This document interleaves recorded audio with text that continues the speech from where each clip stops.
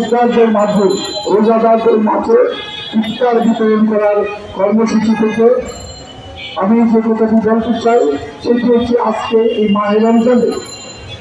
ঈদের সামনে রেখে এই ত্যাগের মাসকে সামনে রেখে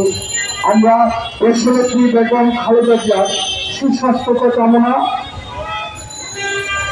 আমাদের জিয়া পরিবারের অন্যতম কনিষ্ঠ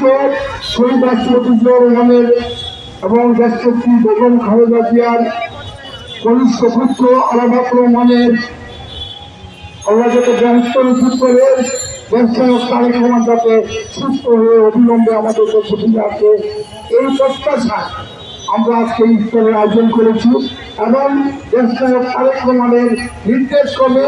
দেশব্যাপী বিভিন্ন তৃণমূল পর্যায়ে মানুষের মধ্যে রোজগারদের মধ্যে ইফতার বিতরণের কার্যক্রমের অংশ হিসেবে আজকের এই সভায় উপস্থিত আছেন কৃষক সভাপতি ইবা সাধারণ সম্পাদক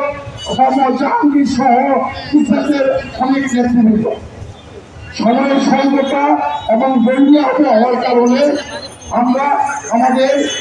ইফতার বিতরণের কার্যক্রম শুরু করছি। বক্তৃতার কিছুই নাই, আপনারা সকলে গ্রহণ করবেন। দেশনেত্রী বেগম খালেদা জিয়া যাতে সুস্থ হয়ে দেশে ফিরে আসে, বাংলাদেশের একটি অবাধ গণতান্ত্রিক প্রক্রিয়ায় অবাধ নিরপেক্ষ নির্বাচনের মাধ্যমে বাংলাদেশের এই সরকার গঠিত হয়। দেশনায়ক তারেক রহমান যাতে ফিরে এসেছে শীঘ্রই বাংলাদেশে ফিরে আসে, বাংলাদেশের মানুষ যে কোনো নির্যাতন নিপীড়নের বিরুদ্ধে যাতে মুখে দাঁড়াতে পারেন এবং সম্প্রতি আজকে ধর্ষণ এবং নির্যাতন করে নারীদের উপর নির্যাতন নিপীড়ন যাতে বন্ধ হয় আর আজকে যাতে মৃত্যুবরণ করতে না হয়, সকল নির্যাতন নিপীড়ন বৈষম্য সবকিছু যাতে বাংলাদেশ থেকে চলে যায়, আগামী দিনে গণতান্ত্রিক প্রক্রিয়ায় মাধ্যমে অবাধ নিরপেক্ষ নির্বাচনের মাধ্যমে বাংলাদেশ জাতীয়তাবাদী দল যদি ক্ষমতায় আসে, দেশ সেবা করার সুযোগ হয়, তাহলে আমরা অবশ্যই মনে করি দেশনায়ক তারেক রহমান এবং দেশনেত্রী বেগম খালেদা জিয়ার নেতৃত্বে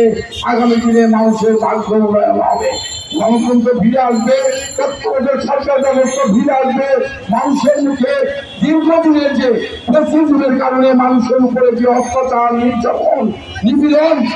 এর থেকে বেরিয়ে